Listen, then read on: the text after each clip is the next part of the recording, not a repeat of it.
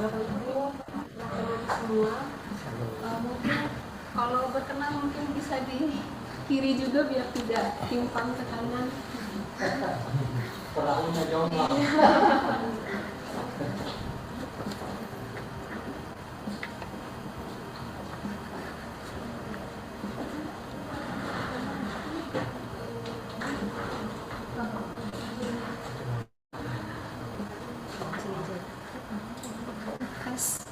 Sudah kedengaran? Tes.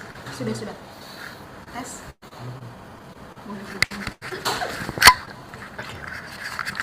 Tes. Tes. Oke.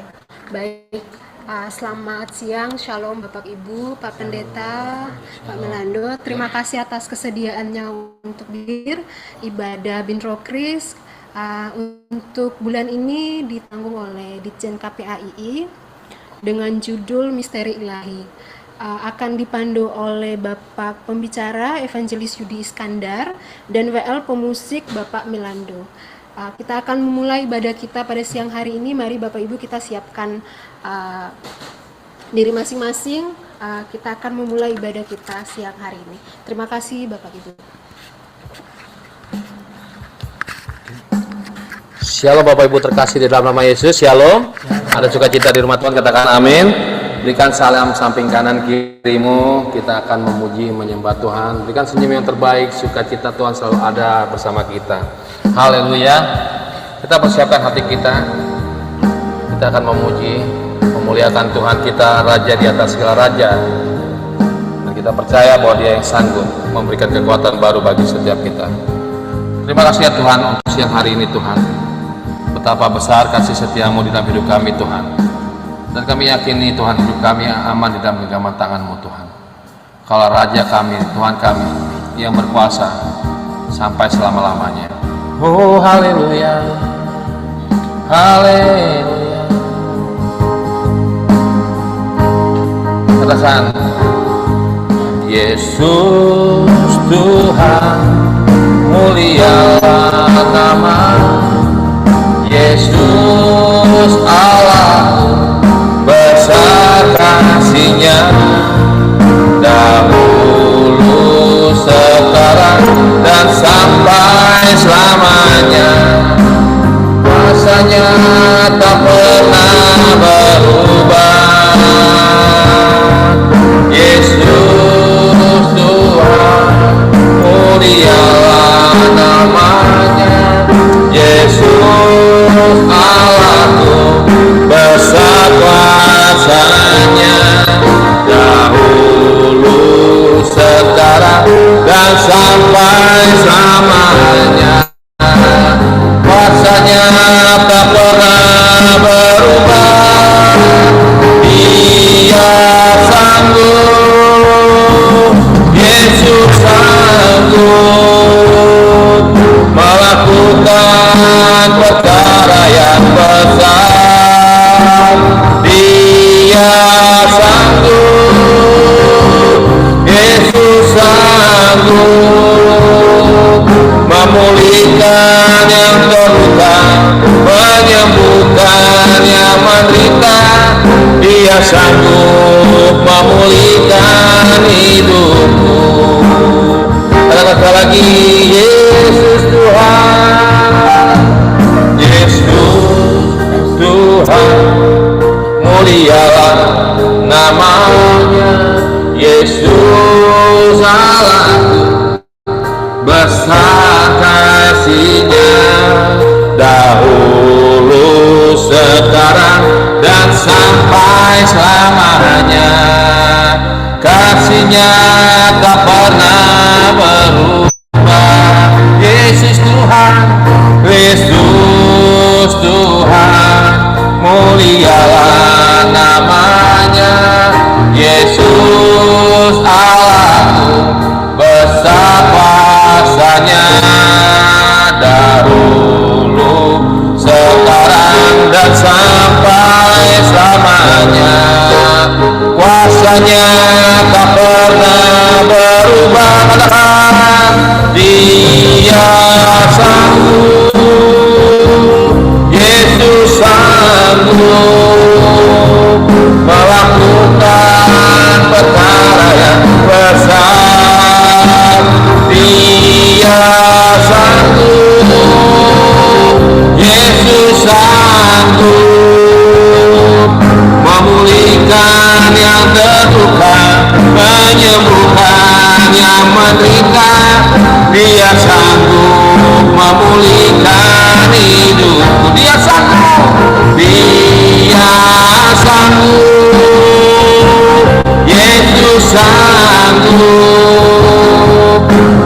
bukan perkara yang besar. Dia sanggup, Yesus sanggup memulihkan yang terluka, menyembuhkan yang menderita.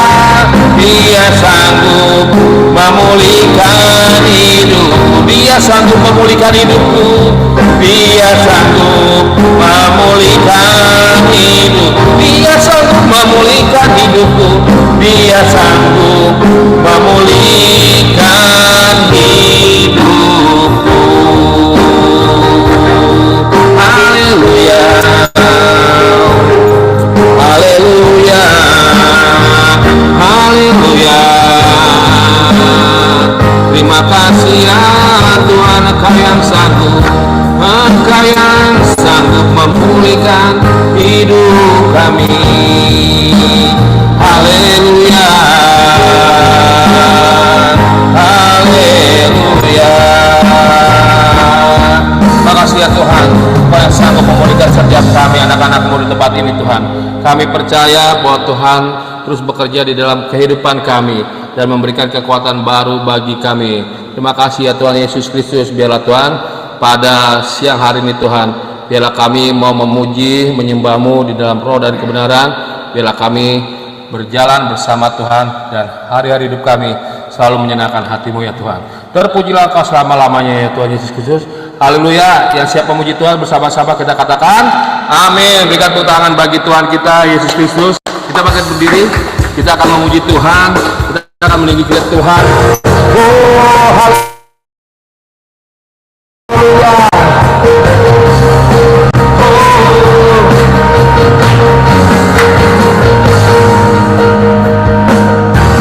Berkuasa di bumi di surga, bertata dalam kemuliaan. Dialah Tuhan Allah kita, namanya berkuasa, pembebas umatnya. Oh, betapa hebat, betapa kuat, dahsyatnya Allah kita. Dia berjaya atas semua perbuatannya. Betapa hebat, betapa kuat, dahsyatnya Allah kita. Dia bernama Yesus, Raja segala raja. Katakan Tuhan Allah kita. Kalau bersuara kita katakan amin. Haleluya. Berkuasa, oh di bumi di surga. Haleluya. Bertata dalam kemuliaan. Oh, Dialah Tuhan Allah kita, namanya berkuasa, pembebas. Katakan betapa hebat, betapa hebat, betapa kuat, dahsyatnya Allah kita. Dia berjaya atas semua perbuatannya. Haleluya. Betapa hebat, betapa kuat, dahsyatnya Allah kita. Dia tenang, oh Yesus Raja segala raja. Katakan betapa hebat, betapa hebat, betapa kuat, dahsyatnya Allah kita. Dia berjaya atas semua perbuatannya. Haleluya. Betapa hebat, betapa kuat, dahsyatnya Allah kita. Dia bernama Yesus, Raja segala raja. Tuhan Allah kita. Haleluya. Katakan Tuhan Allah kita. Haleluya.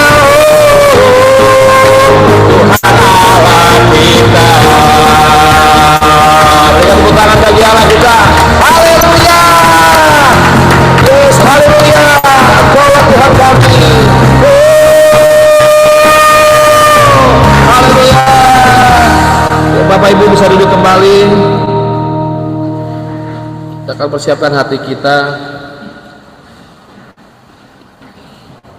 Kita tahu Tuhan akan bekerja dan memberikan damai sejahtera bagi setiap kita. Oh, haleluya Tuhan.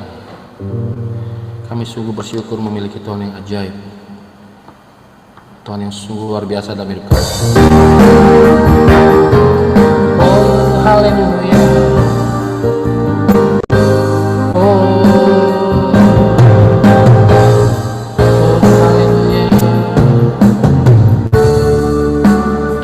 Terima kasih ya Tuhan.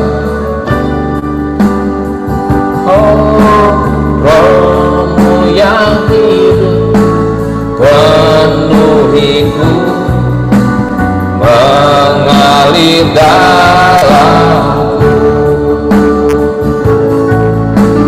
jiwaku senang bersamamu dalam naunganmu.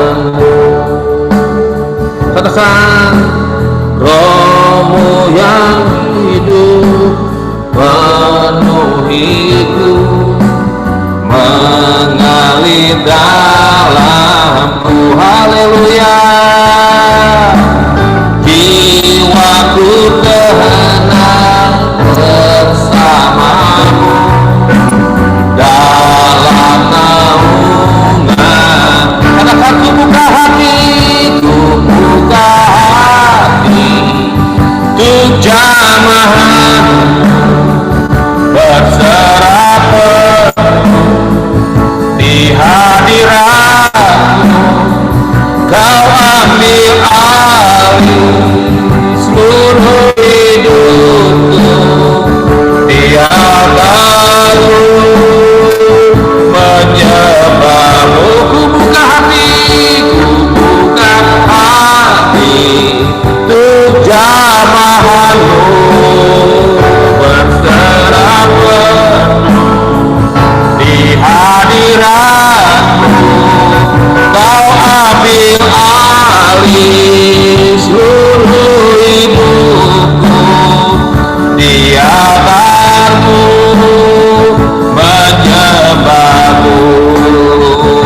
Katakan,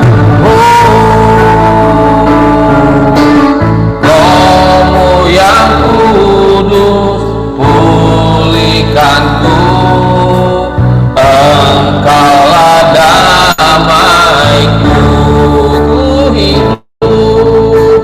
Ku hidup oleh anugerah-Mu yang menyertaiku. Buka hati, buka hati untuk jamaah-Mu berserah penuh di hadiratku. Kau ambil alih seluruh hidupku, di altarmu. Katakan, ku buka hati, ku buka hati untuk jamaah-Mu berserah penuh di hadiratmu. Kau ambil alih seluruh hidupku, di altarmu. Katakan, ku buka hati, ku buka. Serahkan kepada hambanya Bapak Evangelis Yudi untuk menyampaikan firman Tuhan pada siang hari ini. Berapa penuh di hadiratmu, Kau ambil alih seluruh hidupku, di altarmu menyembahmu, di altarmu menyembah. Oh, di altarmu, di altarmu menyembahmu. Kami mengucap syukur ya Tuhan untuk siang hari ini. Bapak, terima kasih buat kehadiran-Mu. Bapak, terima kasih juga karena Allah yang sudah menghantarkan setiap anak-anak-Mu berada di tempat ini Tuhan. Menit-menit ke depan Tuhan aku serahkan ke dalam tangan-Mu ya Tuhan. Biarlah di tempat ini ada telinga seorang murid yang dapat mendengarkan kebenaran firman-Mu. Urapi tempat ini ya Tuhan. Amin. Kalau ada kuasa kegelapan yang coba mengganggu kami, setiap kami bahkan akan kami mau katakan kepada setiap kuasa kegelapan itu untuk keluar di dalam nama Yesus. Dan aku melepaskan urapan Tuhan boleh bekerja dan boleh menjamah setiap pribadi ya Tuhan. Sehingga setiap kebenaran firman Tuhan yang dibentangkan ini boleh menjadi satu benih yang tumbuh di dalam setiap hati anak-anak di tempat ini. Dan benih itu bukan hanya sekedar tumbuh, tapi menghasilkan buah-buah yang menyenangkan hatimu dan nama Tuhan dimuliakan. Terpujilah bagi nama Allah yang hidup. Di dalam nama Yesus kami sudah berdoa dan mengucap syukur. Yang cinta Tuhan sama-sama saya katakan amin. Shalom semuanya. Suara saya kedengeran? Ini ada di Zoom ya? Di sini ya? Oke. Di Zoom kedengaran semua nggak ya? Yang kedengaran lambain tangan, saya nggak bisa lihat, tapi bisa kelihatan nggak kedengaran nggak semuanya? Oke. Saya percaya kedengaran semua ya. Bapak Ibu yang paling pojok sekali kedengaran nggak suara saya? Sip ya, oke. Perkenalkan sebelumnya nama saya Yudi, Bapak Ibu. Saya banyak pelayanan di Depok, tepatnya di Margonda. Saya punya anak 2, punya istri 1 Pak. Nggak dibalik, tapi punya 1 istri dan punya anak 2. Anak saya sudah mau masuk kuliah sekarang, dan yang kedua masih SMA kelas 2. Puji Tuhan, penyertaan Tuhan luar biasa di dalam setiap pelayanan saya. Dan kalau pada siang hari ini saya bisa berada di tengah-tengah Bapak Ibu saudara sekalian, saya percaya karena Tuhan punya rencana yang besar. Amin. Amin Bapak Ibu, coba bilang kiri kanannya doa. Hari ini Tuhan akan berbicara kepada kalian semuanya. Iya. Semuanya kenal kan ya satu sama lainnya ya? Nggak ada yang nggak kenal kan ya? Jadi nggak malu-malu ya, cuma sama saya aja nggak kenal kali ya. Oke, sekarang kita akan bahas masalah judulnya misteri ilahi. Waktu saya dikasih judul ini Bapak Ibu, saya tuh pikir ini apa ya misteri ilahi gitu ya, kayaknya horor banget gitu ya. Tapi sebenarnya enggak, ini misteri ilahi di dalam bahasa Indonesia atau dalam bahasa sederhananya sebenarnya kedaulatan Tuhan. Atau bagaimana Tuhan tuh punya kedaulatan yang kadang-kadang kita nggak bisa mengerti Bapak Ibu. Kita baca yuk ayatnya sebentar di dalam Mazmur 73 ayat 23 sama-sama ya. 1, 2, 3. Tetapi aku tetap di dekatmu, engkau memegang tangan kananku. Ini adalah pemazmur yang ngomong. Dia bilang seperti ini Bapak Ibu. Tetapi aku tetap di dekatmu. Dia mau tetap dekat sama Tuhan. Engkau memegang tangan kananku. Tuhan yang memegang tangan pemazmur ini. Ini sebenarnya ayatnya di ayat yang 23 ini adalah pemazmur yang sudah mengerti rencana Tuhan. Pemazmur yang dapat dikatakan sudah bertobat. Pemazmur yang sudah tahu, sudah sabar, sudah ikhlas dengan semua yang terjadi dalam hidupnya. Kalau Bapak Ibu baca di ayat yang ketiga nih ya, kita coba baca ayat yang ketiga. Enggak masuk ya. Mazmur 73 ayat yang ketiga. Nah ini, yuk kita baca yuk Bapak Ibu yuk. Nah ini, ini 3-6 ya. Kita baca 1, 2, 3. Sebab aku cemburu kepada pembual-pembual. Kalau aku melihat kemujuran orang fasik, sebab kesakitan tidak ada pada mereka, sehat dan gemuk tubuh mereka. Mereka tidak mengalami kesusahan manusia, dan mereka tidak kena tulah seperti orang lain. Sebab itu mereka berkalungkan kecongkakan dan berpakaian kekerasan. Stop sampai di sana. Kalau Bapak Ibu lihat terus sampai ayat yang ke-16 gitu ya, semuanya adalah kata-kata yang menggerutu Bapak Ibu. Padahal ini pemazmur loh. Bani Asaf ini dapat dibilang hamba Tuhan. Tapi dari ayat yang ketiga sampai ayat yang ke-16 kalau Bapak Ibu lihat, itu semuanya ngegerutu. Tuhan kenapa sih aku kok cemburu banget ya sama pembual-pembual? Aku melihat semua orang-orang fasik kok hidupnya mujur aja. Aku yang orang baik kok hidupnya nggak mujur gitu ya. Dia katakan. Terusnya juga kok dalam diri orang-orang fasik itu nggak pernah ada kesakitan. Mereka semuanya sehat, mereka semuanya gemuk. Padahal mereka curang. Kenapa saya yang setia sama Tuhan kok kadang-kadang ditimpa penyakit?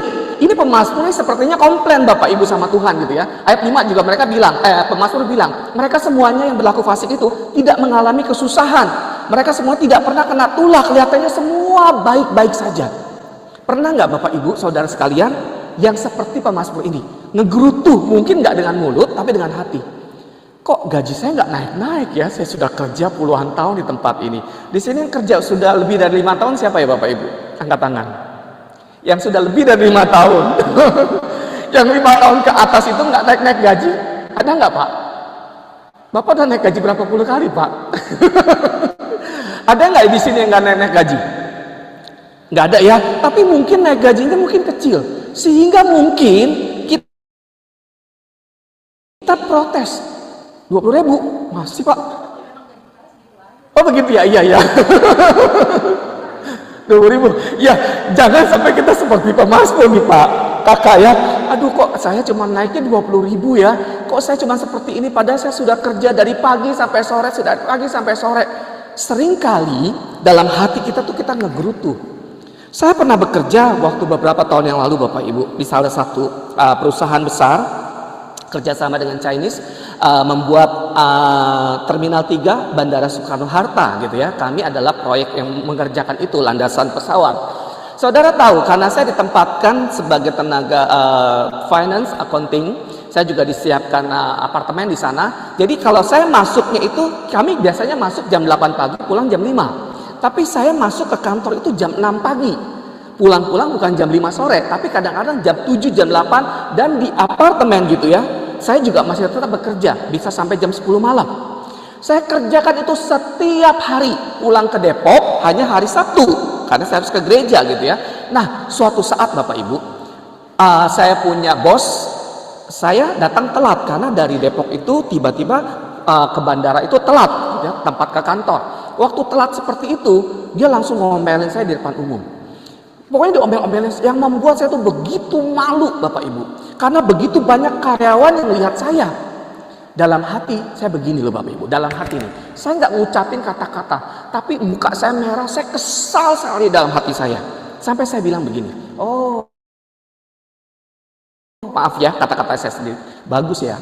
Maaf nih kata-kata gua lu ya. Gua setiap hari datang jam 6 pagi di kantor ini. Pulang sampai malam, kerjakan pekerjaan kantor ini sampai malam. Setiap hari, everyday saya lakukan itu. Tapi saya telat hanya 10 menit saja, satu kali. Lu maki-maki gua di depan umum. Dalam hati ini Bapak Ibu. Saya marah sekali gitu ya. Tapi saya diam, tapi marah dalam hati. Oke, besok saya nggak mau datang jam 6 pagi ke kantor ini. Saya akan datang jam 8 pagi. 8 kurang 5 deh, nggak apa-apa. Yang penting nggak telat sedikit. Saya nggak mau pulang lebih telat lagi. Saya mau pulang jam 5 sore.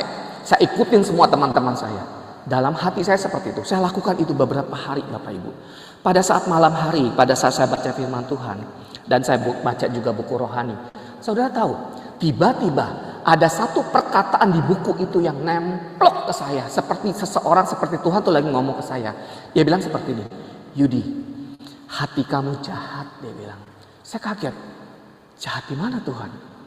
Kamu sudah dendam. Kamu sudah dendam sama bos kamu dalam hati kamu. Ada satu dendam tersembunyi, terselubung, yang orang lain nggak tahu, tapi aku tahu. Saya nangis pada saat itu, di malam itu saya bilang, Tuhan, saya mau hati saya benar Tuhan. Saya selama ini protes. Karena bos saya sudah marah-marah saya. Saya kesal, saya marah. Walaupun dalam hati saya. Tapi bagi Tuhan, Tuhan tuh melihat hati kita Bapak Ibu. Sama seperti siang hari ini. Bapak Ibu datang di tempat ini, apakah rutinitas? Atau takut sama bos? Atau benar-benar saudara punya kerinduan untuk dengar firman Tuhan, memuji dia, menyenangkan hati dia? Pemazmur saudara mengalami hal seperti ini. Dia benci dengan kemujuran orang-orang yang di luar Tuhan. Dia benci dengan kesehatan. Kemujuran orang-orang yang dia lihat kayaknya tidak sungguh-sungguh sama Tuhan, kok bisa diberkati? Kok orang-orang yang sungguh-sungguh berdoa kok bisa makmur? Kok orang-orang yang sungguh-sungguh beribadah kok bisa kaya? Sedangkan dia seperti ini terus. Sampai akhirnya dia menemukan sesuatu. Dia mendapatkan satu titik balik di mana dia bisa mengenal Tuhannya di ayat yang ke-17. Ini kita baca yuk, 17 Kak. Aduh, oke ini kita baca ya sama-sama 17, 18, 19. 1, 2, 3. Sampai aku masuk ke dalam tempat kudus Allah dan memperhatikan kesudahan mereka. Sesungguhnya di tempat-tempat licin kau taruh mereka, kau jatuhkan mereka sehingga hancur. Tetapi aku tetap di dekatmu. Engkau memegang tangan kananku. ayat ke-23 baru muncul. Setelah ayat 17 ada, sampai aku masuk ke dalam tempat kudus Allah. Sampai pemazmur yang tadi ingin gerutu, sampai di dalam kudusnya Tuhan, berdiam diri di hadirat Tuhan, mendengarkan suara Tuhan. Sejak itu ada satu titik balik sehingga pola pikirnya, perspektif tentang orang-orang fasik itu berubah, Bapak Ibu. Dia tidak lagi menghakimi, dia tidak lagi cemburu, dia tidak lagi benci, tapi dia bilang hanya di dalam dekat Allah saja, hanya pada saat aku dekat dengan Allah, tetap di dalam Allah saja, tangan Tuhan akan memegang aku. Saudara, saya mau bilang, pada saat dunia ini bergejolak, kita nggak tahu kenapa bisa terjadi seperti ini. Kenapa seperti ini? Kenapa saya seperti ini? Kenapa saya ditempatkan seperti ini? Kenapa saya sudah sungguh-sungguh sama Tuhan, kok tetap aja hidup saya seperti ini?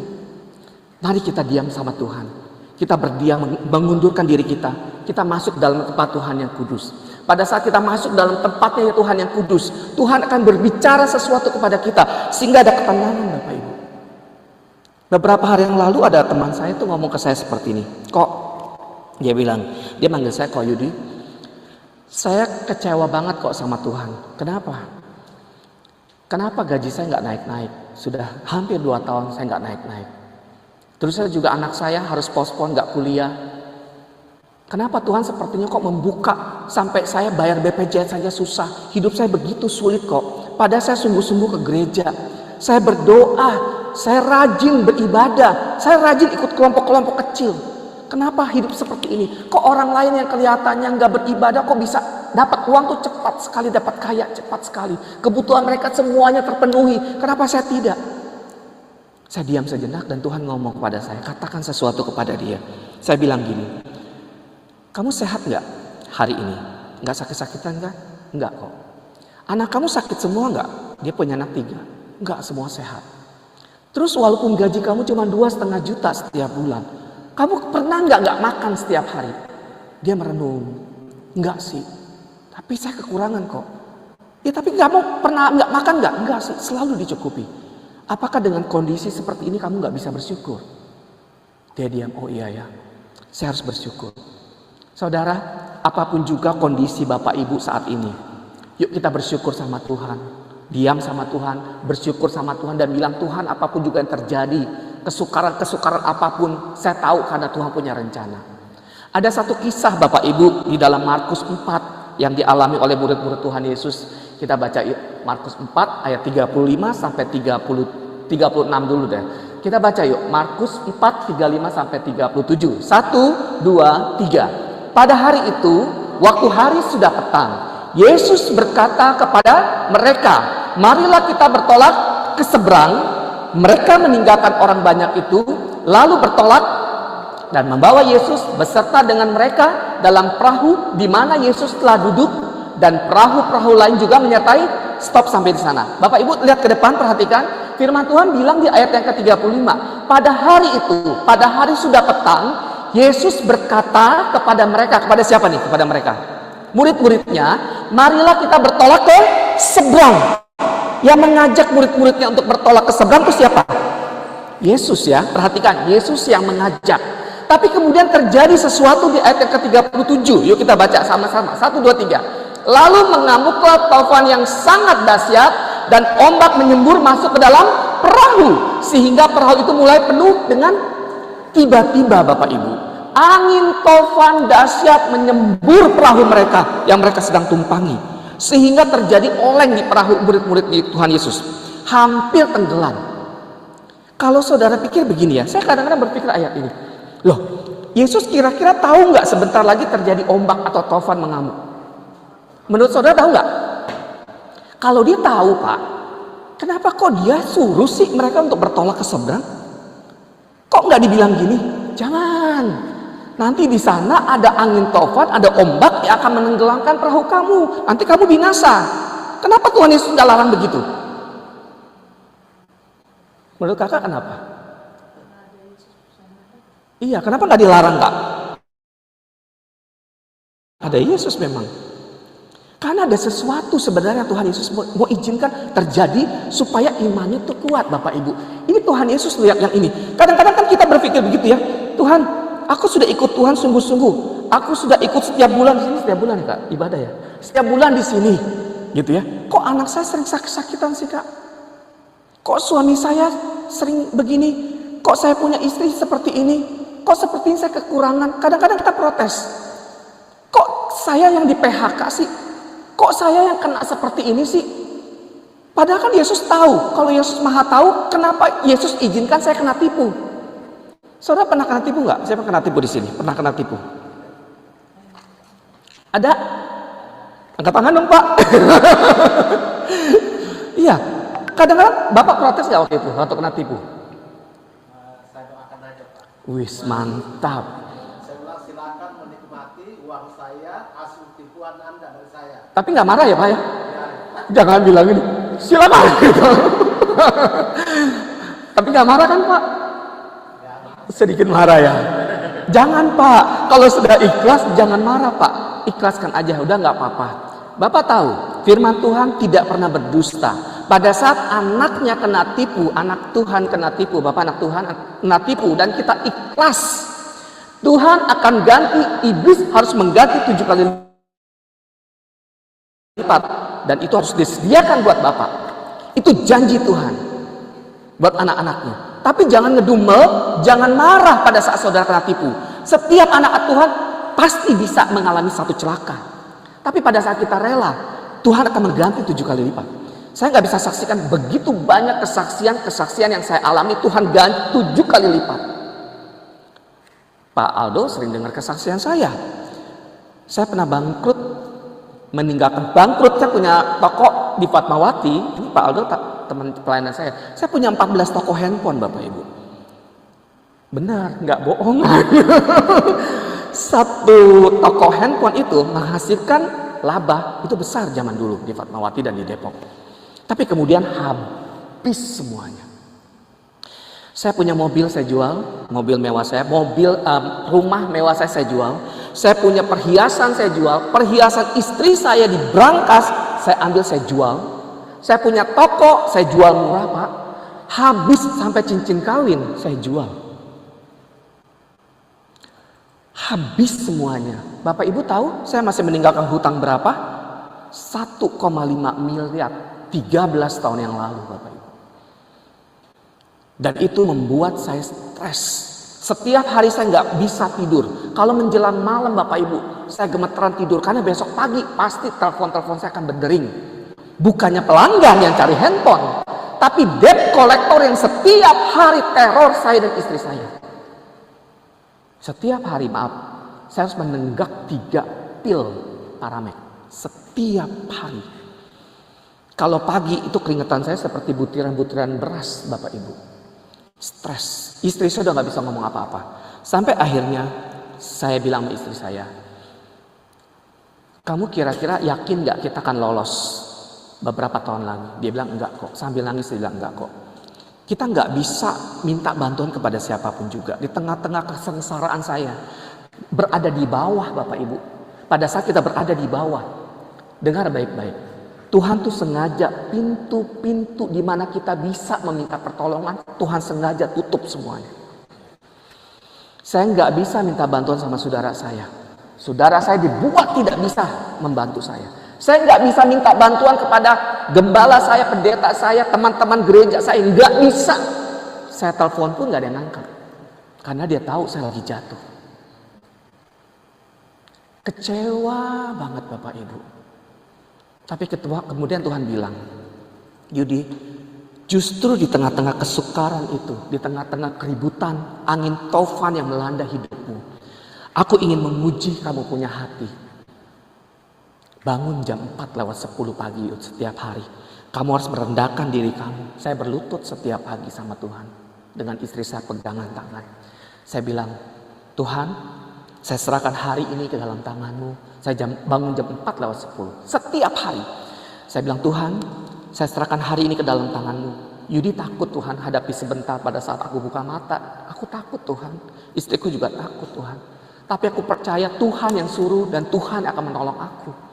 Saudara tahu, saya buka mata, apakah semua masalah hutang saya beres nggak Bapak Ibu? Enggak.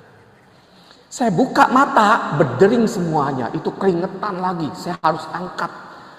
Saudara kalau punya utang, debt collector telepon, jangan didiemin ya. Angkat. Saya dalam kondisi lemas sekali Pak Aldo, saya angkat itu. Dimaki-maki, dikata-katain Pak. Itu debt collector kalau ngasih kredit, baik. Kok kakak baik. Tapi waktu nagih Kak, itu buset deh. Kemudian saat kondisi takut, saya lari lagi ke kamar saya. Tuhan, ini takut Tuhan, ini takut Tuhan. Buka mata lagi, hadapi lagi. Ada yang teror, di depan rumah debt collector datang. Teriak-teriak gitu semuanya. Tapi pada saat itulah Tuhan lagi ajarin saya untuk selalu mendekat sama Tuhan. Saudara, perhatikan baik-baik ya ayat ke-37. Angin ribut, cobaan datang tuh kadang-kadang mendadak nih Bapak Ibu. Betul. Tapi saudara bisa siap nggak sih pada saat cobaan itu datang? Mungkin pada saat ini lagi enak-enak kan kita. Tapi kadang-kadang cobaan itu datang mendadak. Saudara bisa siap atau tidak? Saya berdoa saudara siap. Kita terus yuk lanjutin. Ayat yang ke-38. Baca sama-sama. 1, 2, 3. Pada waktu itu Yesus sedang tidur di buritan di sebuah tilam. Maka murid-muridnya membangunkan dia dan berkata kepadanya, Guru, engkau tidak peduli kalau kita binasa. Ia pun bangun, sama-sama yuk, 1, 2, 3. Ia pun bangun, menghardik angin itu dan berkata kepada danau itu, diam, tenanglah. Lalu angin itu reda, danau itu menjadi teduh kembali. Murid-muridnya panik semuanya. Saat kita panik Bapak Ibu, pada saat kita nggak ngerti lagi apa yang harus kita lakukan, dia membangunkan Yesus. Lari kepada Yesus. Yesus bangun, engkau tidak peduli kalau kita binasa. Lalu ketika itu Yesus bangun dan apa yang Yesus lakukan? Dia hardik angin taufan itu. Diam, tenang, lalu angin itu reda. Saudara, perhatikan baik-baik. Setiap kali kita punya masalah, satu yang saudara lakukan pertama kali, panggil Yesus, mendekat sama Yesus. Berdiam diri. Setelah itu hadapi persoalanmu dengan keberanian ilahi dari Allah. Dan hardik setiap masalah itu. Saudara tahu, saya pencet itu hutang saya banyak banget, pada saya masih 1,5. Itu hutang itu seperti momok. Di sini ada yang punya kartu kredit nggak? Yang punya kartu kredit. Ada yang punya kartu kredit 5 ke atas? Angkat tangan. Nggak ada yang punya ya? Ada yang 5 ke bawah? Iya. Nggak punya? 1. Siapa yang lebih dari 1? Bapak lebih 1. Berapa puluh, Pak? Oh, 3. Saudara tahu nggak waktu saya punya hutang? Saya punya kartu kredit saya pakai, KTA saya pakai, kartu kredit istri saya pakai, kartu kredit mertua saya pakai. Kamu tahu berapa yang saya pakai? 22 buah. Satu kartu kredit platinum itu nilai plafonnya tuh 45 juta zaman dulu. Kaliin aja 22 buah. Berapa puluh miliar itu. Habis semuanya penuh, nggak bisa kebayar. Saya menyendiri datang kepada Tuhan. Sama seperti seorang pelancar, saudara. Pada saat pelancar itu melihat gelombang yang begitu besar akan menghantam dia, yang dia lakukan sebenarnya sebagai seorang penyelam, bukan pelancar, penyelam. Dia nggak boleh hadapi gelombang yang gede itu yang akan nabrak dia. Dia cukup nyelam aja ke bawah air, ke dasar air. Nyelam aja, setelah ombak itu cebur, datang dan hilang, baru dia nongol lagi. Datang lagi, dia nyebur lagi ke bawah. Begitu juga dengan hidup kita. Saat saudara kena masalah, cobaan datang, apapun juga bentuknya saudara menghantam saudara. Satu yang saudara harus ingat-ingat, menyelam aja di dalam hadirat Tuhan. Saudara percaya nggak bahwa Tuhan tuh turut bekerja? Ini ayat yang ke Roma 8 ayat 28. Yuk kita baca sama-sama. 1, 2, 3. Kita tahu sekarang bahwa Allah turut bekerja di dalam segala sesuatu untuk mendatangkan kebaikan bagi mereka yang mengasihi Dia, yaitu bagi mereka yang terpanggil sesuai dengan di dalam terjemahan firman Allah yang hidup. Bapak Ibu, bagus banget ayatnya. Yuk lihat ke depan semua dong. Kita baca 1, 2, 3. Dan kita atas diri kita adalah untuk jika kita mengasihi Allah dan menyesuaikan diri dengan Nih, dengarin baik-baik Bapak Ibu. Dan kita tahu bahwa segala sesuatu yang terjadi atas diri kita, semua yang Tuhan izinkan terjadi di dalam hidup kita, yang kita alami, baik itu enak, baik itu enggak enak, baik itu membuat kita susah atau membuat kita senang, baik itu yang menyakitkan atau membuat kita gembira, semuanya memang Tuhan izinkan Bapak Ibu untuk kebaikan kita. Amin Bapak Ibu. Jadi segala sesuatu yang saudara sedang alami saat ini, thanks God. Kita mungkin nggak tahu pada saat itu kenapa seperti ini. Saya ini hamba Tuhan, tapi saya juga punya bisnis Bapak Ibu. Saya punya bisnis properti. Waktu pertama kali saya biasa kerja tuh bagian finance sama accounting, yang biasanya di belakang layar ya Pak, hanya berkutak-kutak melihat komputer. Puluhan tahun saya lakukan itu. Tapi tiba-tiba kantor saya bangkrut, saya di PHK, gitu ya, kena PHK, dan saya nggak tahu mau kerja kemana lagi dengan usia saya yang sudah tua, gitu ya, udah tua seperti ini. Akhirnya Tuhan ada satu anak yang ajak saya jadi sales rumah, tahu kan sales rumah ya? Saya nggak bisa, lalu saya bilang Tuhan, kok kerjaan ini Tuhan? Nggak bisa, nggak ada janji bahwa saya akan digaji. Kalau sales rumah itu nggak digaji Bapak Ibu, hanya kalau jual rumah bisa jual rumah baru dapat komisi. Nggak ada harapan untuk terima gaji, tapi saya lakukan itu terus. Dan Tuhan menyertai. Ternyata di mana Tuhan tempatkan saya di satu tempat yang saya nggak suka, di situ Tuhan bekerja. Kalau dibilang Yudi suka nggak sales? Nggak suka. Saya lebih suka di bagian pemukuan. Tapi kenapa Tuhan kadang-kadang paksa anak-anaknya untuk berada pada rencananya? Karena Dia ingin memberkati kita Bapak Ibu. Bersyukur saya tetap lakukan apa yang menjadi kehendak Tuhan. Dan saat ini saya punya kantor sendiri Bapak Ibu. Saya punya kantor properti, saya punya anak buah, sudah hampir 20 orang gitu ya. Sekarang, dan itu karena Tuhan. Jadi pada saat kita menyerah di hadapan Tuhan, pada saat kita pasrah di hadapan Tuhan, pada saat kita bilang Tuhan, lakukan apa yang kau mau. Walaupun saya nggak mengerti, tapi kau lakukan. Saudara akan melihat bagaimana Tuhan akan mengangkat saudara itu naik. Saudara kenal ini nggak? Terakhir. Ada yang kenal nggak? Siapa yang kenal?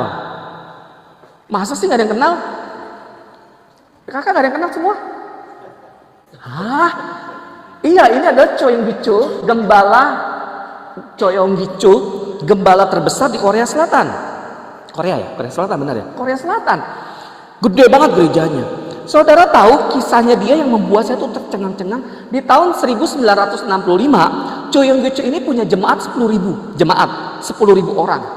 Kemudian Roh Kudus ngomong kepada dia, jelas dia dengar suara Roh Kudus. Dia bilang, Cho, kamu dirikan gereja yang lebih besar lagi. 10.000 jemaat tuh gede ya Pak ya? Bapak gereja di mana Pak? Maaf. Berapa jemaatnya Pak? Sekitar 500 kakak. 500 kakak. Ini 10.000 loh, tahun 1965. Jadi gede banget. Tuhan bilang, Cho, buat gereja yang lebih besar, tapi di daerah Yoido katanya. Nah, saudara tahu, daerah Yoido itu adalah daerah kepulauan yang sangat gersang. Terusnya juga nggak ada air gitu ya. Kemudian saudara tahu, nggak ada jembatan yang menghubungkan antara kota Seoul dengan Yoido. Jadi kondisi daerah Yoido itu gersang semuanya. Tapi Tuhan suruh untuk membangun gereja yang besar di situ. Dia dengar suara Roh Kudus. Akhirnya dia berdoa sama penatua-penatuanya. Dia berdoa, kemudian dia bereskan semuanya. Saudara tahu, 2 bulan pembangunan gereja itu, tiba-tiba krisis minyak di Timur Tengah itu menghantam seluruh dunia.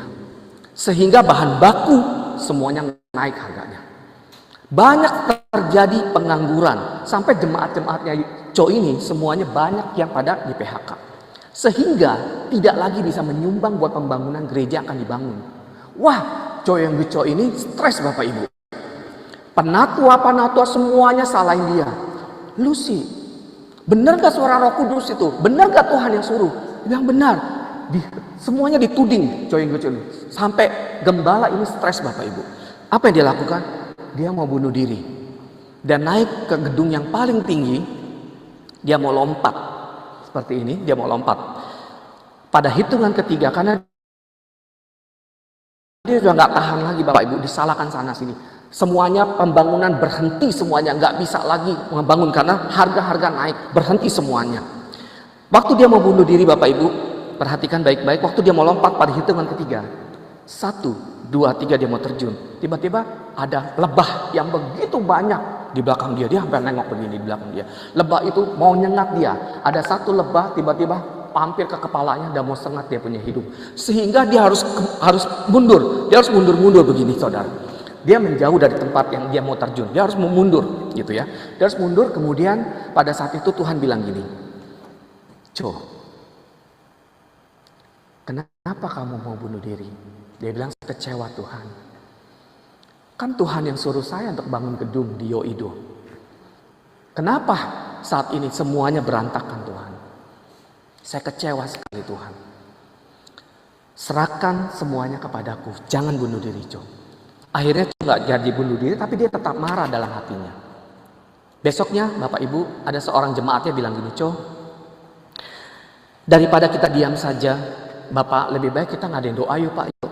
Undang semua jemaat untuk berdoa." Oke, pada dia malas berdoa. Sampai dia bilang gini kepada jemaatnya, "Bu, kalau kita berdoa apa benar Bu, Tuhan akan kirimkan uang yang begitu banyak dari langit sehingga kita bisa meneruskan pembangunan gedung ini?" Enggak kan? "Iya Pak, memang enggak. Tapi paling tidak kita bisa mendengar suara Tuhan lagi." Jointo bilang gini, "Omong kosong dengan suara Tuhan. Buktinya Tuhan ngomong seperti ini, kenapa tidak terjadi?" Gitu ya. Kenapa saya melihat hal yang sulit sekali terjadi? Akhirnya dengan sangat terpaksa dia lakukan doa bersama dengan jemaat yang lainnya. Waktu dia mau doa seperti itu di mimbar, ada nenek-nenek dari sana, dari belakang sekali datang. Nenek usia 80 tahun Bapak Ibu, menghampiri Coinggeco ini. Dia bilang, Bapak izin Pak sebentar Pak, izin Pak." "Ada apa Nek?" Nenek ini adalah nenek yang paling miskin, jemaat dia yang paling miskin karena hidupnya itu ditopang sama pemerintah gitu ya.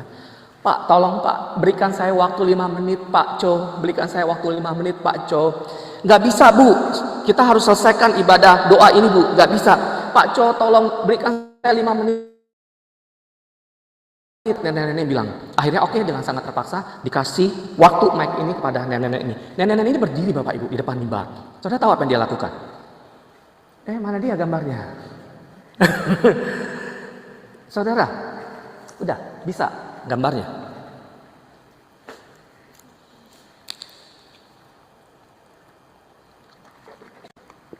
Ya, nah ini dia bawa ini Bapak Ibu. Di mimbar dia bawa mangkok sama sumpit. Mangkok sama sumpit. Dia bilang, "Pak Co, saya berhutang budi." Dia bawa ini nih, mangkok sama sumpit. "Pak Co, saya mau berikan ini buat Pak Co. Karena Pak Co selama ini yang membuat iman saya bertumbuh.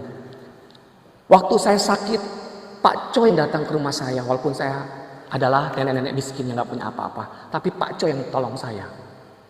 Sekarang pada saat Pak Co sedang mengalami masalah seperti ini, saya tahu Pak Co sedang mengalami masalah yang begitu berat. Izinkan saya memberikan ini." Jemaat semuanya bingung. Buat apa mangkok dan sumpit yang seperti ini? Waktu diberikan seperti itu, hadirat Tuhan tuh turun di dalam ruangan itu. Satu demi satu jemaat lain menangis Bapak Ibu. Kemudian ada satu jemaat angkat tangan. Saya bilang, "Pak Co, saya mau beli mangkok dan sumpit ini $10.000. Tahu $10.000? 140 juta. Wow. Kemudian ada lagi yang angkat tangan lagi. "Pak Co, saya juga mau Tuhan, Pak Co membeli sumpit ini. 20.000 saya sumbangin ya Pak Co. Untuk gereja, untuk pembangunan ini." Tiba-tiba ada lagi saudara pasangan suami istri. "Pak Co, saya baru saja married Pak Co. Saya akan berikan gaji saya 4 tahun ke depan untuk pembangunan gereja ini." Angkat tangan semuanya, satu demi satu angkat tangan semuanya. Saudara tahu, terkumpul uang saat itu di kebaktian doa itu. Saudara tahu, 2 juta US dollar, sekitar 30 miliar dalam satu malam. Hanya dengan satu mangkok dan sumpit ini dari seorang nenek-nenek. Dan akhirnya pembangunan gereja di Yoido itu berjalan baik Pak. Dan hasilnya gereja ini menjadi gereja yang terbesar. Ini saudara tahu kapasitas gereja Yoido ini menampung berapa ratus orang? 800.000 orang ada di sini sekali kebaktian. Wow. Itu hanya dari gara-gara semangkok dan dua buah sumpit. Kadang-kadang kita nggak mengerti cara Tuhan ya Pak ya, bagaimana bisa menolong kita. Bagaimana bisa menolong membangun gedung yang begitu luar biasa hanya dengan mangkok dan sumpit. Di luar naral kita, itu misteri ilahi yang kita kadang-kadang nggak ngerti bagaimana caranya. Tapi kalau kita serahkan ke dalam tangan Tuhan semua kelemahan kita, ngegerutuk kita, ketidaksabaran kita, cemburu kita buang itu semua, kita serahkan ke dalam tangan Tuhan. Saudara akan melihat bagaimana mujizat-mujizat yang di luar nalar pikiran kita akan terjadi. Dan saudara akan alami. Dan hari ini Bapak Ibu, saya percaya saudara pasti punya pergumulan. Tapi yakinlah bahwa kita punya Tuhan. Amin. Yuk kita bangkit berdiri. Apapun yang terjadi di dalam hidupku bisa ya.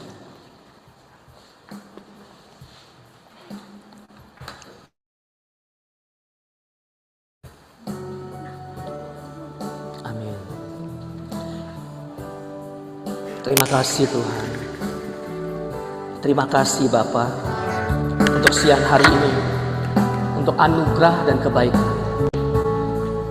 Apapun yang terjadi di dalam hidupku ini, tak pernah ku ragukan kasih-Mu Tuhan. Amin. Walau gunung yang tinggi, dalam lembah yang curam, tak pernah ku ragukan janji-Mu Tuhan. Kau berfirman dan sembuhkan. Kau bersabda dan selamatkanku. Tiada yang mustahil bagimu. Yesus, ku percaya pada. Sekali lagi yuk kita nyanyikan lagu ini. Amin. Haleluya. Apapun yang terjadi di dalam hidupku ini, tak pernah ku ragukan kasih-Mu Tuhan. Lewat gunung yang tinggi, dalam lembah yang curam, tak pernah ku ragukan janji-Mu Tuhan. Kau berfirman dan sembuhkan. Kau bersabda selamatkan dan selamatkan. Tiada yang mustahil, tiada yang mustahil bagimu ya Tuhan, bagimu. Yesus, ku percaya padamu. Kau berfirman dan sembuhkan. Kau bersabda dan selamatkan. Tiada yang mustahil, tiada yang mustahil bagi Yesus. Ku percaya padamu. Yesus, ku percaya padamu. Yesus, ku percaya padamu. Yesus, ku percaya padamu. Yesus, ku percaya padamu. Kami mengucap syukur ya Tuhan untuk siang hari ini. Kalau hamba-Mu sudah selesai berbicara ya Tuhan, kami percaya Tuhan akan memberikan penghiburan ke setiap anak-anak-Mu di tempat ini. Biarlah benih kebenaran firman Tuhan ini boleh menguatkan setiap kami ya Tuhan. Pada saat kami dalam kondisi terpuruk ya Tuhan. Mungkin pada saat ini kondisi anak-anakku sedang dalam kondisi bertanya-tanya atau ada yang kesal ya Tuhan. Ampuni kami ya Tuhan. Biarlah kami boleh percaya bahwa Tuhan punya kedaulatan yang penuh atas hidup kami. Tuhan punya rencana yang indah atas hidup kami ya Tuhan. Kuatkan anak-anak bertempat ini ya Tuhan. Kami percaya firman Tuhan akan memberikan kekuatan buat mereka semuanya. Terpujilah bagi nama-Mu hanya di dalam satu nama, yaitu dalam nama Tuhan Yesus Kristus. Kami sudah berdoa dan mengucap syukur. Yang cinta Tuhan sama-sama saya katakan amin. Tuhan Yesus memberkati. Terima kasih untuk hambanya Bapak Pendeta Yudi, kita akan memberikan persembahan kita pada siang hari ini. Kita persiapkan hati kita untuk memberi yang terbaik di hadapan Tuhan kita Yesus Kristus. Sebelum kita memberi, kita berdoa terlebih dahulu. Tuhan, kami bersyukur untuk kasih setiamu dalam hidup kami, dan kami akan memberikan persembahan yang terbaik bagi nama Tuhan. Biar apa yang kami beri ini menjadi iman dan ketaatan kami akan Yesus Kristus. Haleluya Bapa. Amin.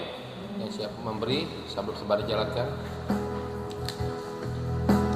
Dia sanggup, Yesus sanggup melakukan perkara yang besar. Dia sanggup, Yesus sanggup memulihkan yang terluka, menyembuhkan yang menderita. Dia sanggup memulihkan hidup. Dia sanggup, katakan. Dia sanggup, Yesus sanggup melakukan perkara yang besar. Dia sanggup, Yesus sanggup memulihkan yang terluka, menyembuhkan yang menderita. Dia sanggup memulihkan hidupku. Dia sanggup, dia sanggup memulihkan hidup. Oh, dia sanggup, dia sanggup memulihkan hidupku. Haleluya. Sampai pada ada pengumuman yang ingin disampaikan, saya serahkan. Shalom Bapak Ibu, Shalom Bapak Ibu, ada pengumuman dari Bu Sirma mungkin.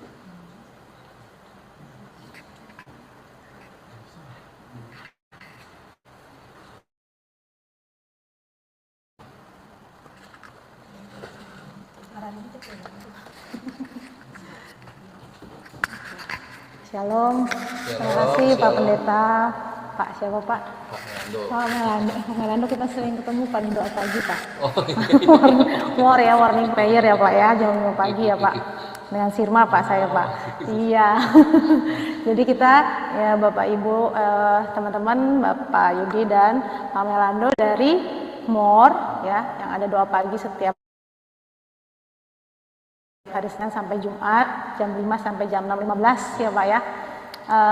Dan ternyata tapi sebelum ke sana saya mengucapkan terima kasih dulu terhadap tim KPAI. Kita boleh dulu tepuk tangan. Dari ini ada Oli, ada Christopher kan. Kemudian ada siapa di sana? Wahyu, Clara, Kaima. Iya. Puji Tuhan, terima kasih untuk teman-teman yang sudah hadir dan juga teman-teman yang hadir secara online. Di sini ada Kaeta dari BBKK ya dulunya ya, Bapak atau Ibu Gasi dari Samarinda, kemudian ada Mei juga dari Ijen, kemudian tadi ada Bu Erika dan Ibu Noni. Terima kasih untuk kehadirannya siang hari ini. Bapak Ibu sekalian juga saya tadi masih ingat ya sharingnya disampaikan oleh Pak Yudi tadi, Bapak Pendeta kita. Terima kasih Pak untuk sharingnya. Saya percaya semua firman Tuhan yang disampaikan siang hari ini menjadi berkat buat kita semua. Dan tadi ada ayat tadi yang saya tadi ya dari Markus 4 ayat 38 ya Pak. Ternyata di ayat 39-nya teman-teman kalau tadi bisa membaca tadi, kadang ketika ada murid-murid yang sering bersama dia, ternyata murid-murid itu juga kadang menyangkal atau meragukan ya. Di ayat ke-38 ya disampaikan, "Guru, engkau tidak peduli kalau kita binasa." Kadang kita mungkin seperti itu. Makanya kenapa sih kita itu suka merasa ditinggalkan padahal kan enggak. Karena Tuhan tuh memang lagi mau memproses kita semua. Karena kita tuh cenderung mengarah ke sana. Dari bangun pagi kita mau memilih mau doa pagi atau tidak. Setelah bangun pagi kita mau menyapa anak kita atau tidak. Setelah itu kita mau kerja, kita mau berangkat jam berapa atau jam berapa. Kita semua cenderung untuk daging kita ini lebih dominan. Makanya kita semua akan terus diuji sampai pada kesudahannya kita akan kembali kepada Bapa kita di surga. Jadi teman-teman semua tetap semangat untuk apapun yang dihadapi, pergumulan, permasalahan apapun yang saya sendiri tidak tahu.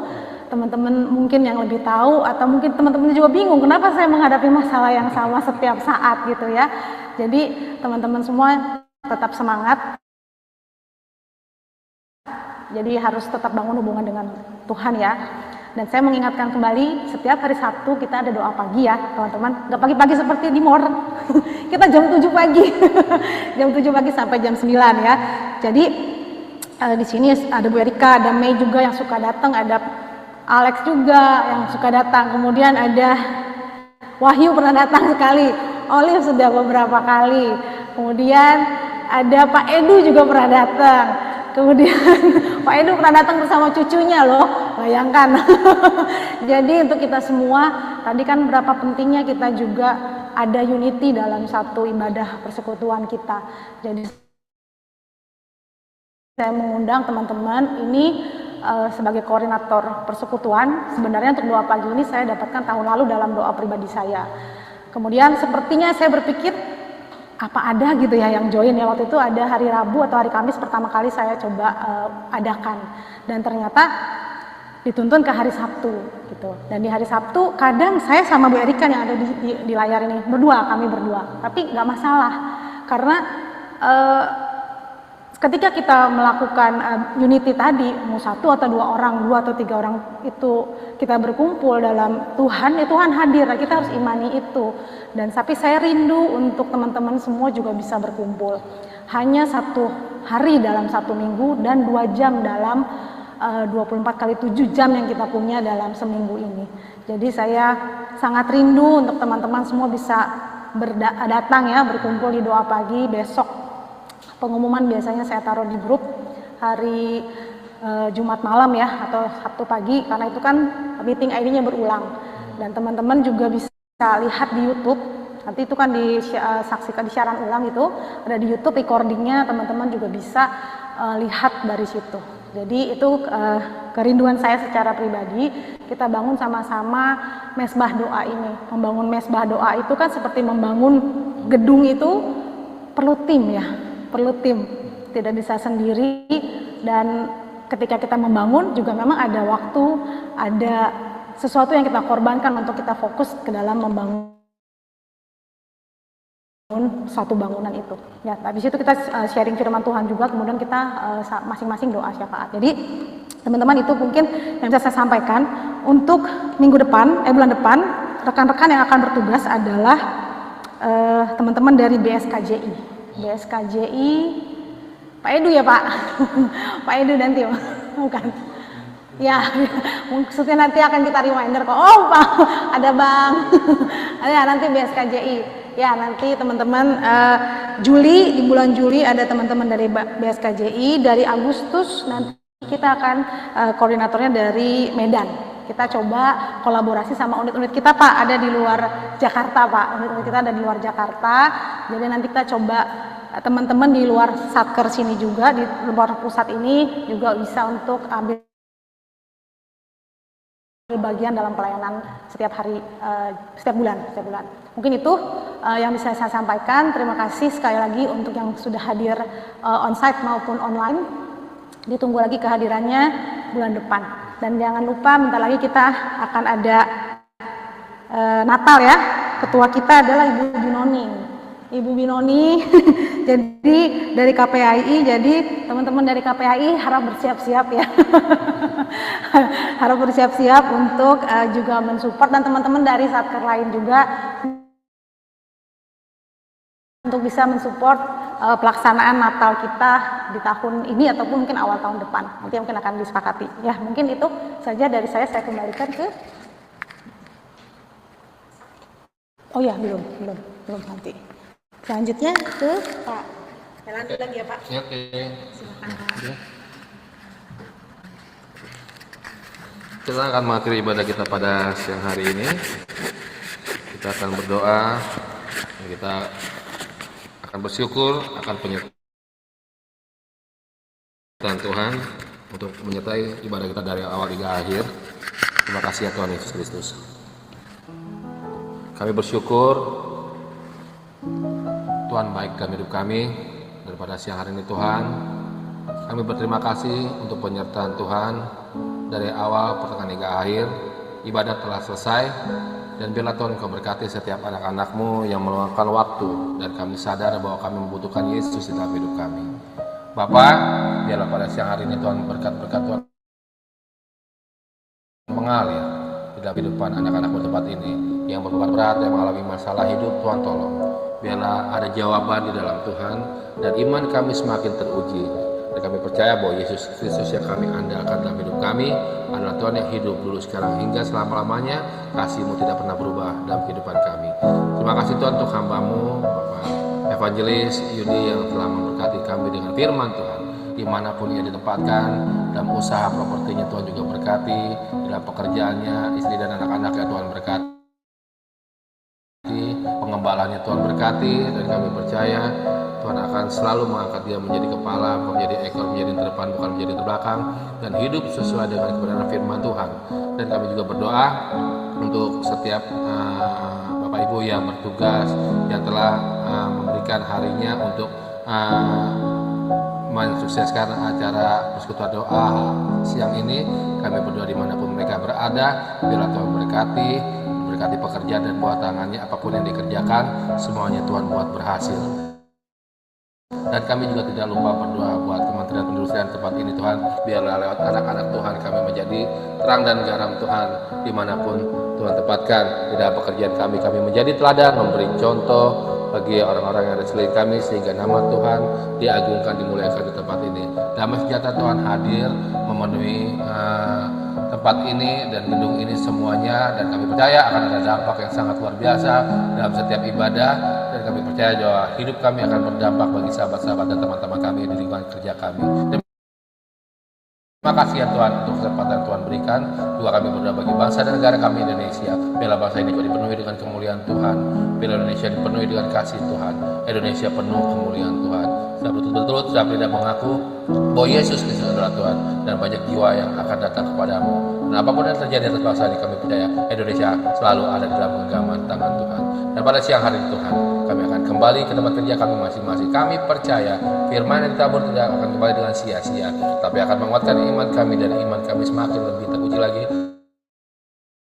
dan terbukti bahwa kami ada anak-anak Tuhan yang tangguh menghadapi hari-hari ke depan yang kami tahu bahwa penuh dengan tanda tanya, tapi kami tahu bahwa Yesus Kristus adalah jawaban dari setiap pertanyaan hidup kami. Terima kasih ya Tuhan, terima kasih ya Yesus Kristus. Mari jemaat Tuhan, kita bangkit berdiri, kita ingin arahkan hati kita ingin angkat tangan kita akan menerima berkat melalui hambanya. Mari kita angkat tangan kita sama-sama. Tuhan memberkati dan melindungi engkau. Tuhan menyinari wajahnya kepadamu dan memberikan engkau kasih karunia. Tuhan menghadapkan wajahnya kepadamu dan memberikan engkau kasih. Kembalilah ke tempat kerjamu masing-masing dengan mau berkat dari Bapa di surga. Berkat yang menjadikan kau naik dan tidak menjadi turun, menjadi kepala dan bukan menjadi ekor. Kasih sayang daripada Tuhan Yesus Kristus dan persekutuan yang lembut dengan Roh Kudus yang senantiasa memberikan saudara semuanya kekuatan mulai hari ini sampai Maranatha, yaitu di dalam nama Tuhan Yesus Kristus. Haleluya. Amin. Amin. Tuhan memberkati. Terima kasih.